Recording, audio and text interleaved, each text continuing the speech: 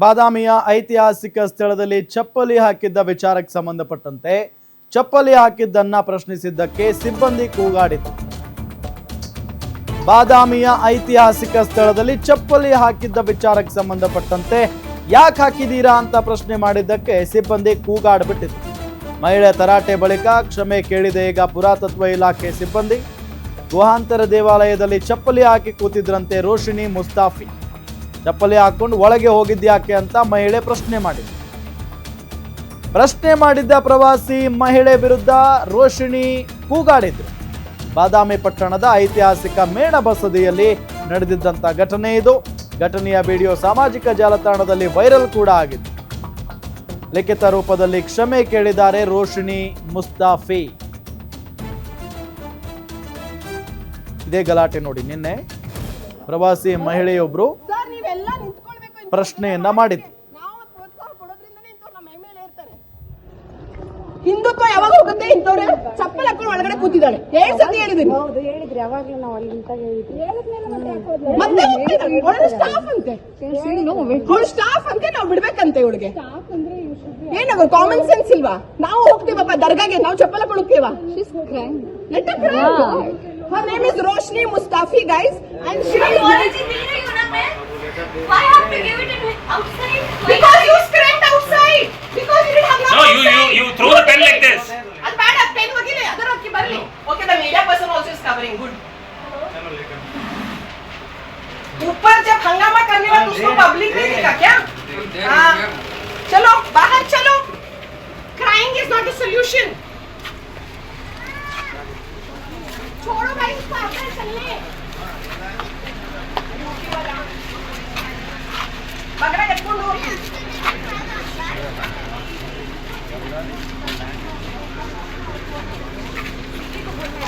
Video ತೆಗಿದಾಡ ಹಾಕ್ತೀನಿ ನಾವು ಮಾಡ್ಕೊತಾಳ್ರಿ.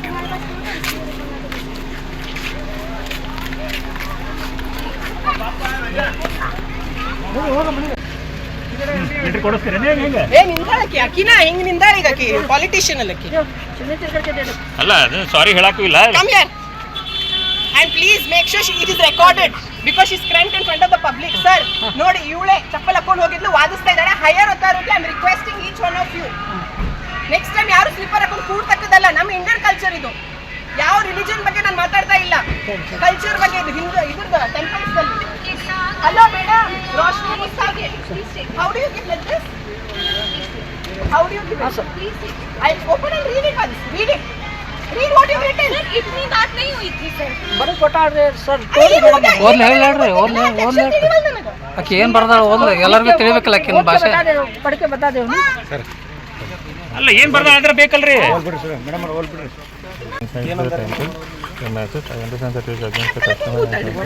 ಬೈದೆ ಒಂದ್ಸತಿ ಹೊರಗೆ ಬಂದಾಳ, ಮತ್ತೆ ಕೂಲ್ತಾಳ. ಒಂದು ಸೈನ್ ಮಾಡ ಅಂತ ಹೇಳ್ರಿ, ಡೇಟ್ ಹಾಕಂತ. ಅಲ್ಲ, ಸೈನ್ ಅಲ್ಲ, ಅದು ಹೆಸರು. ವಿಡಿಯೋ ಹಾಕಿ ನೋಡ್ರಿ, ಸೋಶಿಯಲ್ ಡೇಟ್ ಮೀಡಿಯಾ ಹಾಕಂತ ಹೇಳ್ರಿ. ಯಾವತ್ತಿಗೆ ಡೇಟ್ ಇಲ್ಲ, ಹೆಸರಿಲ್ಲ. ಹೆಸರು, ಡೇಟ್. ಯಾರು ಬರ್ತಾಳಕಿ? ಲವ್ ಲೆಟರ್ ಬರೆಯತ್ತಾಳನ? ಡೇಟ್ ಬರಿ ಅಂತ ಹೇಳ್ರಿ. ಅಲ್ಲಿ ಪೆನ್ ಒಗದ್ ಬರ್ತಾಳ, ಮತ್ತೆ ಬುಕ್ ಪೆನ್ ಮಾಡೋದು ಮಾಡಿ ಮತ್ತೆ ಹಂಗೆ. ಹಾ ನೋಡ್ರಿ, ಇದೆ ಅವ್ರ ಅಥಾರಿಟಿ ಫೋರ್ಸ್ ಮಾಡಕತ್ತಾರ. ಅವರೆಲ್ಲ ಸ್ಟಾಫ್ ಅನ್ ಮಾಡತ್ತಾಳಕಿ, ಇನ್ನೇನಿಲ್ಲ.